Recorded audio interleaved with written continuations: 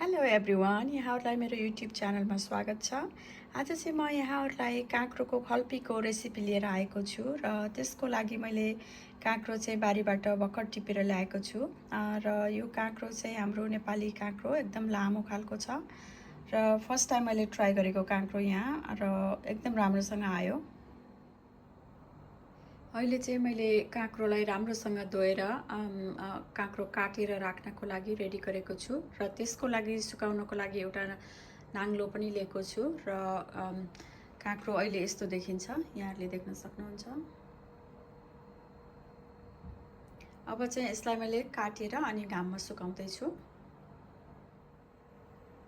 काँक्रोलाई मैले राम्रोसँग धोइसकेँ र अब यसलाई मैले काट्नको लागि रेडी गरिरहेको छु र त्यसको लागि चाहिँ मैले एउटा नाइफ लिएको छु र काटिसकेपछि सुकाउनको लागि मैले एउटा सानो नाङ्लो पनि लिएको छु साथमा।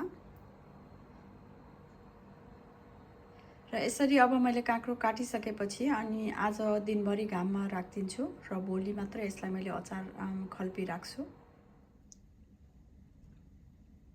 यसरी काट्दा फेरि काँक्रोलाई बिस्तारै यसरी लामो गरेर पातलो गरेर काट्ने र यसरी काटिसकेपछि अनि बिचबाट पनि यसरी लाइन बनाइदिने। अनि त्यो भयो भने काँक्रोमा चाहिँ मसलाहरू पस्नलाई चाहिँ रेडी हुन्छ। जस्तै म देखाउँछु, यहाँ यस्तो छ, यो चाँडै खानालाई रेडी हुन्छ। काँक्रोभित्रको गुदी र दानालाई मैले यसरी निकालेर सफा गरेर राखेको छु र काँक्रोको गुदीलाई चाहिँ हामीले खान सकिन्छ। यो हेल्थको लागि एकदम राम्रो हुन्छ र काँक्रोको बियालाई चाहिँ हामीले नेक्स्ट इयरको लागि सिड बनाउनलाई मैले यसरी घाममा सुकाउनको लागि राखेको छु।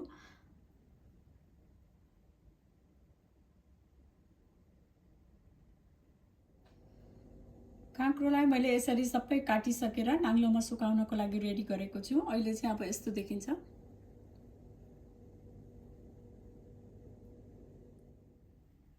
मैले अलिकति खुर्सानीलाई पनि काटेर यहाँ रेडी गरेको छु र खुर्सानी चाहिँ अप्सनल हो, यहाँहरूले राखे पनि हुन्छ नराखे पनि हुन्छ।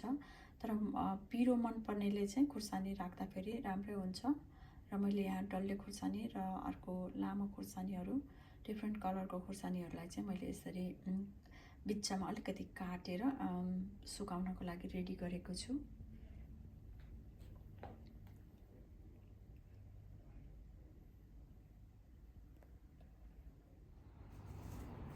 यसरी मैले काँक्रोलाई चाहिँ घाममा सुकाइरहेको छु। आज मजाले घाम लागिरहेको छ धेरै समयपछि र आज दिनभरि राख्छु र भोलि बिहान चाहिँ मैले अचार खल्पी राख्न गइरहेको छु। मैले यहाँ थोरै तोरी लिएको छु। यसलाई चाहिँ स्लाइटली म अलिकति भुटेर अनि त्यसपछि यसलाई पिसेर खल्पीको लागि रेडी गर्दैछु।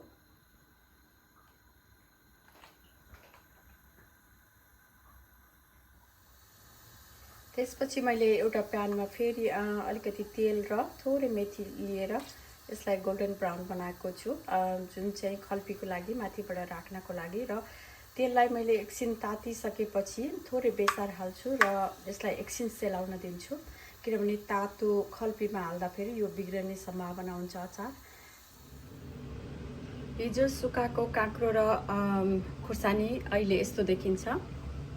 सबै कम्प्लिटली सुकिसकेको छ र खुर्सानी पनि मजाले सुकिसकेको छ। अब म यसलाई चाहिँ अचार हाल्नको लागि रेडी गर्दैछु। यसरी मैले सबै काँक्रोलाई चाहिँ एउटा बोलमा हालेको छु र त्यसमा यहाँहरूलाई म एउटा कुरा देखाउन गइरहेको छु। जस्तै काँक्रो चाहिँ यसरी काट्दाखेरि यस्तो हुन्छ र अचार हाल्दाखेरि सबै मसलाहरू काँक्रोभित्र पस्छ। यो सुक्दाखेरि यसरी मजाले यस्तो भएको छ। यसरी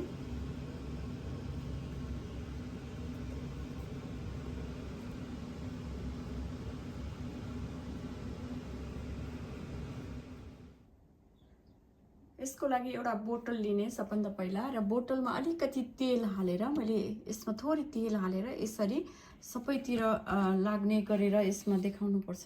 यसरी सबैतिर तेल लागोस् अनि त्यो भयो भने अचार बिग्रिँदैन। यसरी र अब म चाहिँ यसमा चाहिने सामग्रीहरू हाल्न गइरहेको छु। त्यसको लागि सबभन्दा पहिला नुन, रातो खुर्सानीको धुलो र यसमा अघि पिसेको मैले तोरी चाहिँ अलिकति धेरै नै चाहिन्छ यसलाई। र मैले यहाँ अघि तताएर राखेको तेल जसमा थोरै मेथी हालेर राखेको थिएँ र त्यो तेलमा अलिकति बेसार हालेर अब यसलाई सेलाएपछि अहिले मैले यसलाई यसमा राख्नको लागि रेडी गरेको छु। यसरी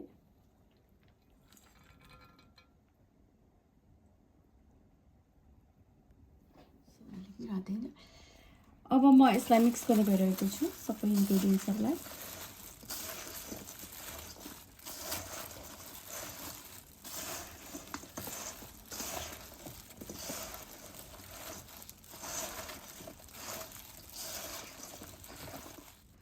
अहिले मैले सबै मिक्स गरेर सकिसकेँ, यस्तो देखिन्छ। अब चाहिँ म अचारलाई बोतलमा हाल्न गइरहेको छु यसरी। र बोतलमा हाल्दा चाहिँ यसमा ग्याप नराखिकन मजाले नै राख्नु पर्दछ, अचारलाई ढुसीहरू नपर्नको लागि।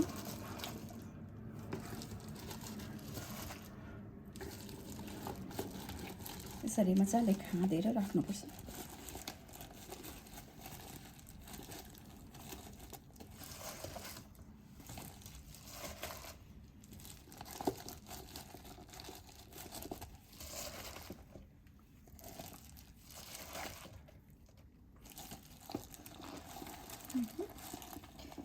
यसरी तलसम्म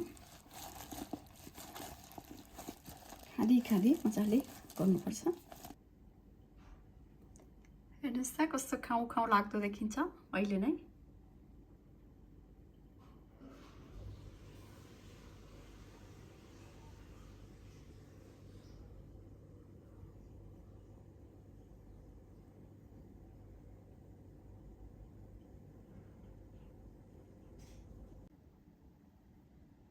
हेर्नुहोस् त मैले अचार पनि हालेर सकिसकेँ र यो चाहिँ 2टा बोतलमा भयो। अब चाहिँ म यसलाई घाममा सुकाउनको लागि रेडी गरेको छु। नर्मल्ली 7 देखि 10 दिनमा काँक्रोको अचार यसरी राखिसकेपछि खानको लागि रेडी हुन्छ। र काँक्रोको अचार चाहिँ एकदम राम्रो अचार हो, किनभने यो चाहिँ चाडपर्वमा धेरै खाने चलन छ, जस्तै दसैँ तिहारमा। मेरो चाहिँ अब होपफुल्ली तिहारको लागि रेडी हुन्छ होला। र यहाँहरूले पनि यसरी नै काँक्रोको अचार बनाएर चाडपर्वमा इन्जोय गर्नुहोला। र यति भन्दै आजको भिडियोबाट म बिदा हुन्छु। Please don't forget to like, share and subscribe my channel. हस् त, फेरि भेटौँला। बाई।